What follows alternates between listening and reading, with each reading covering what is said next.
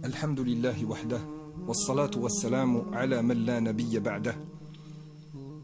أيها الإخوة والأخوات, mes chers frères et sœurs, assalamu alaykum wa rahmatullahi ta'ala wa barakatuh. يقول الحق سبحانه وتعالى وما أصابكم من مصيبة فبما كسبت أيديكم ويعفو عن كثير. Allah subhanahu wa ta'ala dit dans le Coran: tout malheur qui vous atteint est dû à ce que vos mains ont acquis, et il pardonne beaucoup. وقال الحق سبحانه وتعالى ظهر الفساد في البر والبحر بما كسبت أيدي الناس ليذيقهم بعض الذي عملوا لعلهم يرجعون. La corruption est apparue sur la terre et dans la mer à cause de ce que les gens ont accompli de leurs propres mains, afin qu'Allah leur fasse goûter une partie de ce qu'ils ont œuvré.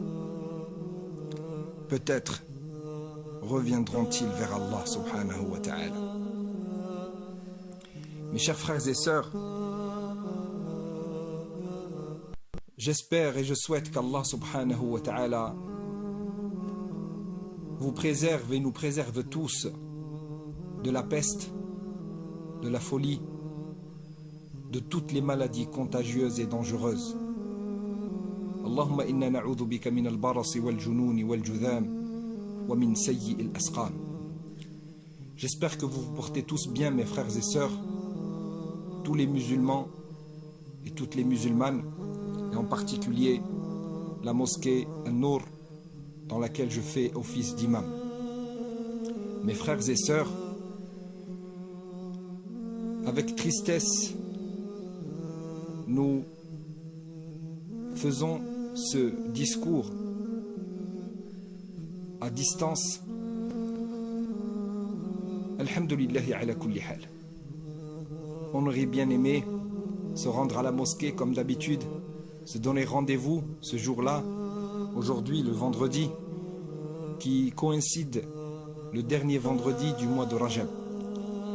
On aurait bien aimé se retrouver tous autour de la mosquée et dedans, au sein de la mosquée An-Nour, pour faire notre discours et pour se rencontrer. Alhamdulillahi ala kulli hal. Face à notre situation critique, la situation dans laquelle aujourd'hui tout le monde se trouve, c'est une situation générale. On demande à Allah subhanahu wa ta'ala qu'il nous aide à prendre le chemin qu'il faut pour corriger et pour qu'Allah subhanahu wa ta'ala nous délivre de ce malheur et de tous les malheurs qui peuvent tomber sur nous. Alors mes frères et sœurs, je vais vous faire un petit rappel en ce vendredi qui ne fait pas office du serment, car le serment doit se faire avec des conditions particulières dans la mosquée et avec les fidèles. Je vais vous citer, mes frères et sœurs, quelques instructions que je vais vous orienter et je vais les orienter à ma propre personne. Ces instructions-là, c'est que la première chose qu'on doit savoir, mes frères et sœurs, c'est qu'Allah subhanahu wa ta'ala a prédestiné toute chose.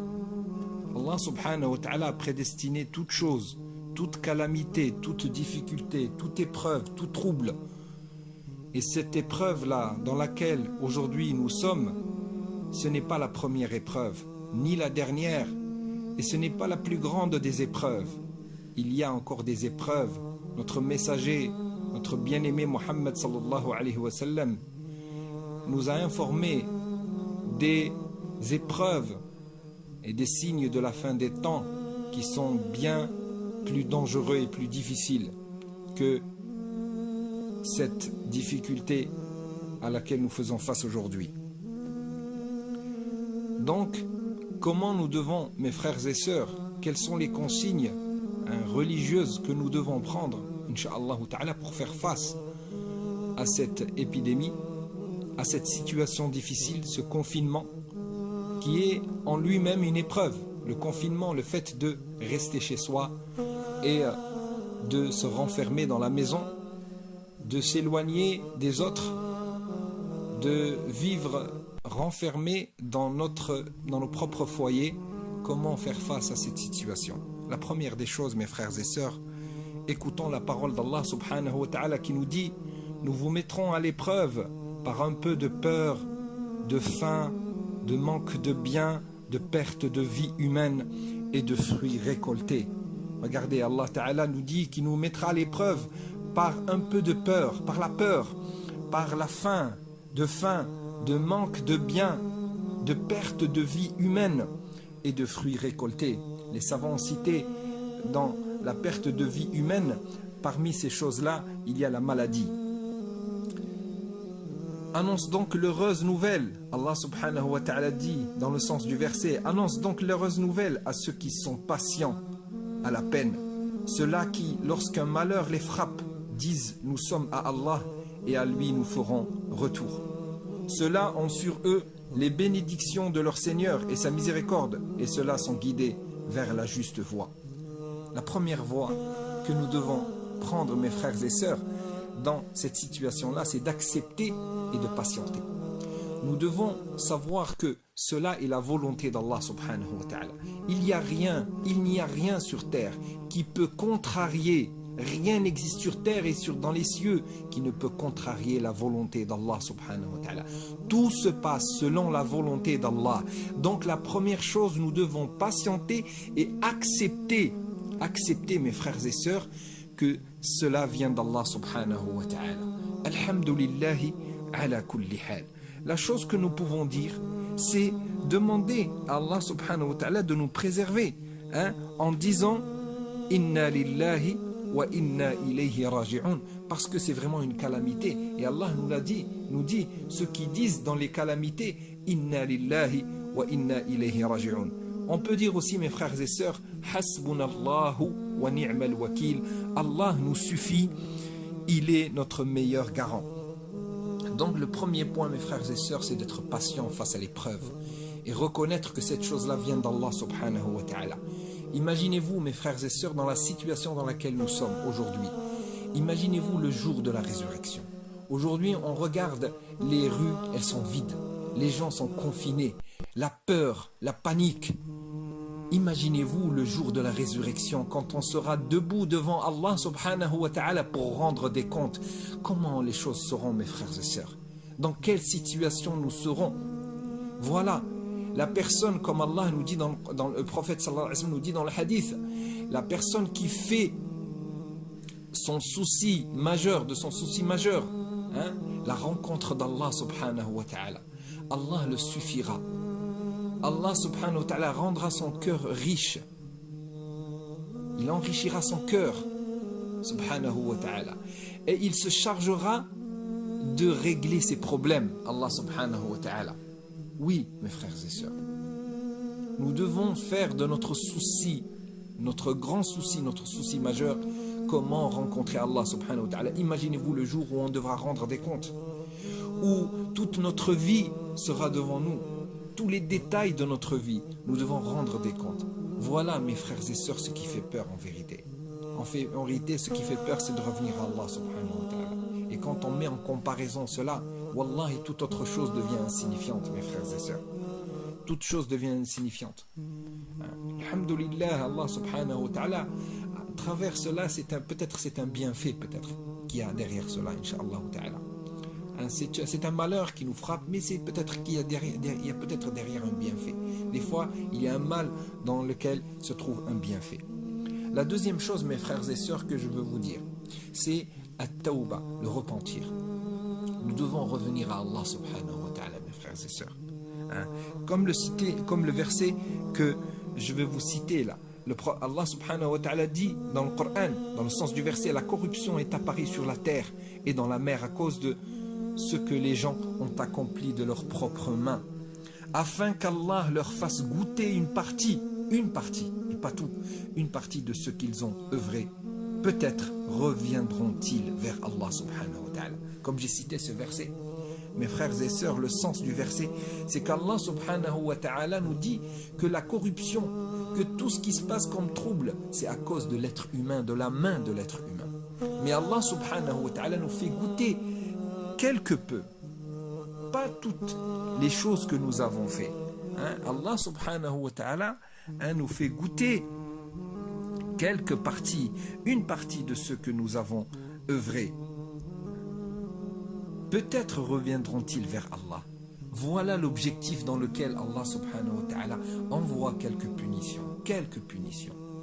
C'est pour que l'être humain se réveille, pour que nous nous réveillons, pour que nous revenions à Allah subhanahu wa ta'ala, pour faire le repentir, le retour vers Allah subhanahu wa ta'ala. Donc c'est un bienfait en lui-même. Nous-mêmes, nous semons la corruption. Allah subhanahu wa ta'ala nous punit. Pour quelle raison? Allah nous punit, nous envoie des épreuves pour que nous revenions vers lui.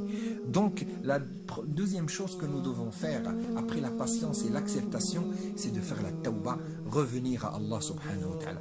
La porte de la tawbah, mes frères et sœurs, est ouverte 24 heures sur 24 jusqu'au moment où Allah subhanahu wa ta'ala décrétera qu'elle se fermera, le moment où le soleil se lèvera de son couchant. Tant que ce moment n'est pas arrivé, nous avons toujours, mes frères et sœurs, la chance, l'opportunité de revenir à Allah, et Allah nous acceptera, à condition que notre repentir soit sincère et que nous regrettions ce que nous avons fait, l'erreur que nous avons fait, les péchés que nous avons fait, les transgressions que nous avons fait à l'égard d'Allah subhanahu wa ta'ala, à l'égard de ses limites,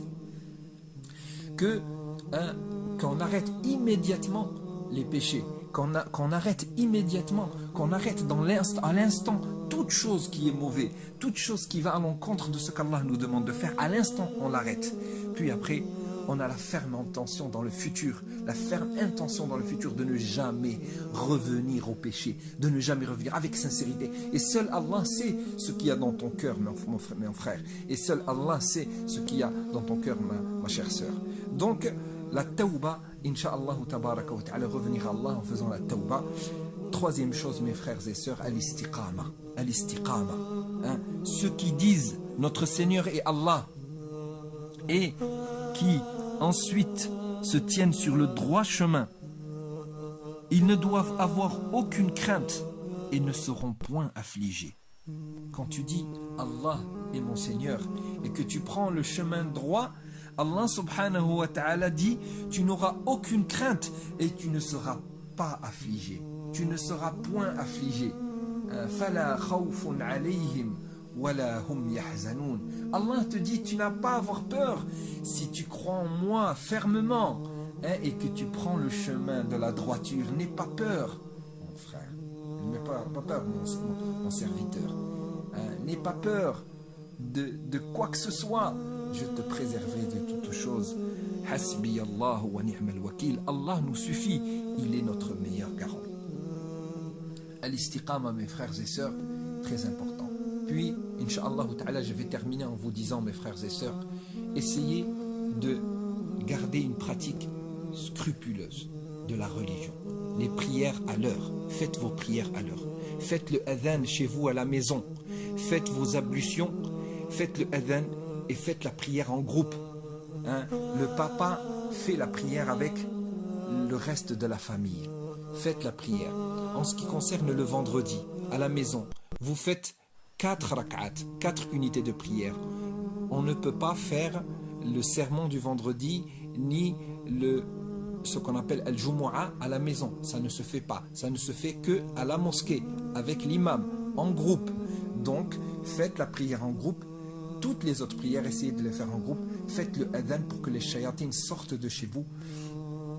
Prenez vos précautions, incha'Allah tabaraka wa ta'ala. Faites les du'as du matin et du soir. N'oubliez pas que ça préserve de toutes les mauvaises choses. Celui qui dit Bismillahi alladhi la yadurru ma'a ismihi shay'un fil ardi wala fis sama wa huwa as-sami'ul alim sera préservé s'il le dit le matin toute la journée et s'il le dit le soir toute la nuit. Dites-le 3 fois. Bismillahi alladhi la yadurru ma'a ismihi shay'un fil ardi wala fis sama wa huwa as-sami'ul alim. Dites à vos enfants de le dire. Lisez les mu'awwidhat. Qul a'udhu bi rabbil falaq. Qul a'udhu bi rabbin nas. Personne ne s'est jamais protégé de la meilleure, meilleure que en disant ces versets. La meilleure protection, ce sont ces versets-là. قل أعوذ برب الفلق قل أعوذ برب الناس ما استعيذ بمثلهما ما استعيذ بمثلهما. Il n'y a aucune protection qui égale ces deux sourates. Donc, mes frères et sœurs, prenez soin de vous, Inch'Allah Ta'ala. Prenez soin de vos enfants. Prenez soin des personnes qui sont âgées.